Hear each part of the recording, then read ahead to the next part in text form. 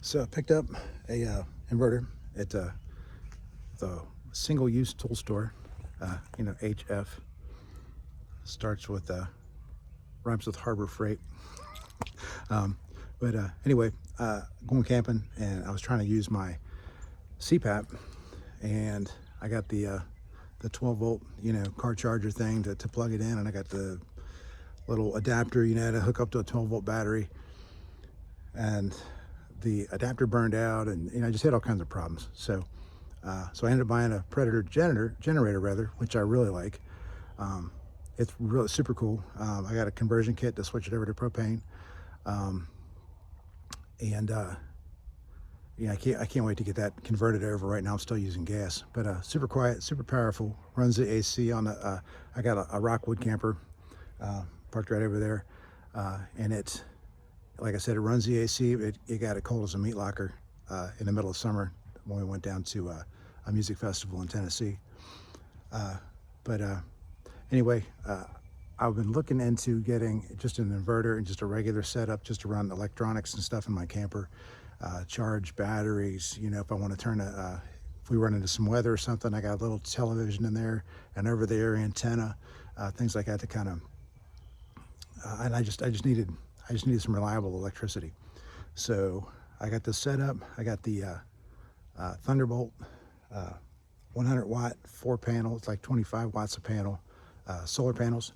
They hook up to a controller, and I got two of those small batteries that they sell there, and you'll see all that here in just a second.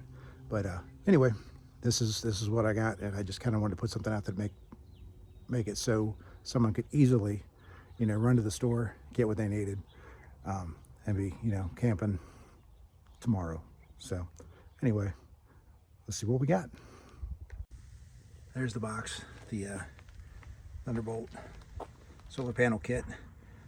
They bolt together. They come with I got all this junk here. They come with like these little plates and screws, and then they all fit together like a pretty solid 4-panel setup. Right now, that's just kind of, you can see the legs behind them. They're not real even or anything. They're just sitting there catching some sun, because I didn't screw them all together. The controller comes with 2 LED light bulbs. You plug right into the controller, hit a button, and those will kick on. Each one has its own switch. And then also I got, as you can see, these little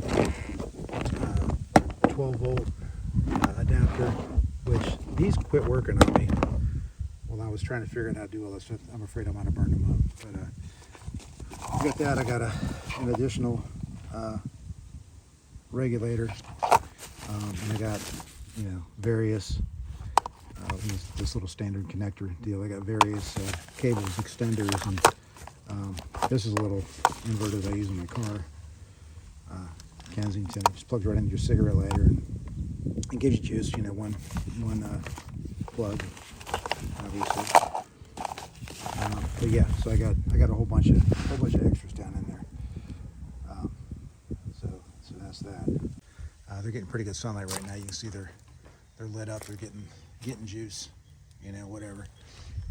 They got pretty good sun on them right now, and that goes over to the controller here.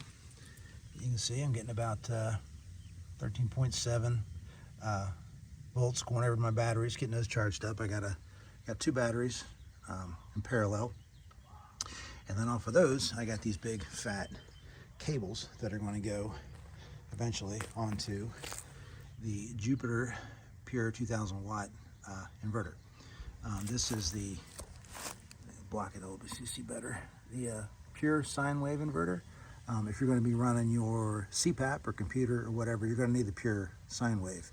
They're a little bit more expensive, but you'll burn up your CPAP or your computer if you use the other, I don't know if it's intermediate or whatever it's called. Okay, so I got it out, and this is what we're looking at from the front. This is the 2000 watt model. Here's your connectors in the back. I'm going to hook these big fat cables up to it. These are the number 2 AWG cables that I bought. I paid like $25 for the set. Wasn't too bad. It's got the 2 outlets there on the front, along with the USB, and then down here this little guy is like a remote connection. So you can turn it off and on from a distance. So like you mount this somewhere in your camper, you know, in a hidden space someplace or something, you know, someplace well ventilated, of course, but you can plug this into it and mount that button somewhere, and then you can turn it on from inside or whatever. You just click it on and you don't have to get down inside of there, you know, or dig it out in order to turn it off or on. All right, so get this connected.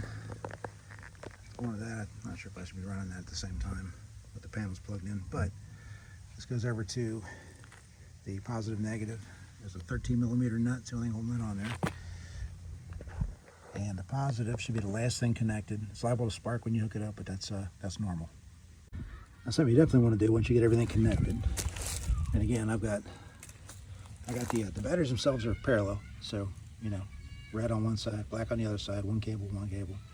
But when you hook these up, you want to go corner to corner.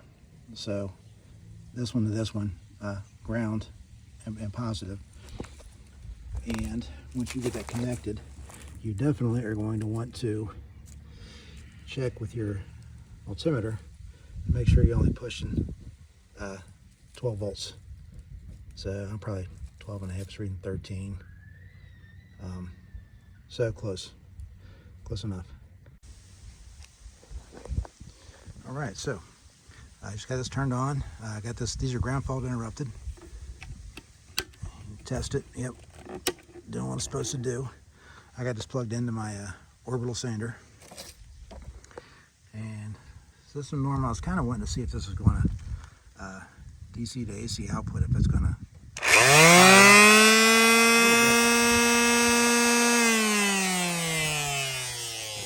see when it first started, it drew a little bit, but I mean, this thing isn't even sweating this sander at all, so cool. All right, so got this little toaster oven out of the garage. I was sitting around, and figured if anything is going to make this thing sweat, it's probably going to be that.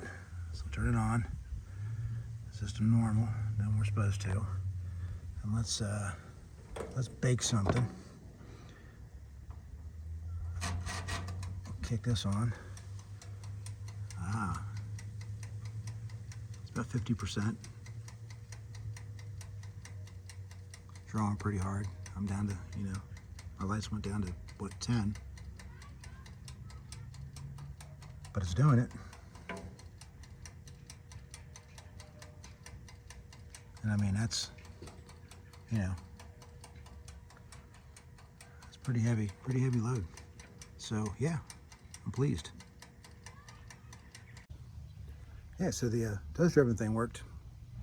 I don't know how long this batteries are going to last though under that kind of a load. I had to do some reading, do a little math and figure out just how much, you know, how much draw that toaster oven has. But yeah, I mean, for the money, can't go wrong. I just want to mention real quick, with these systems, you can spend as much or as little, well, not as little, but as much as you want to.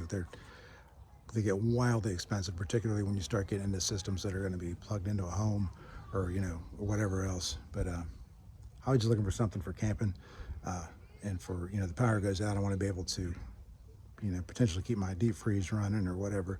I don't want to lose all that meat, you know, or, you know, make a pot of coffee if you got company over and the power goes out, like what happened to us a few days ago, which is what prompted my trip to, you know, to good old Harbor Freight. But anyway,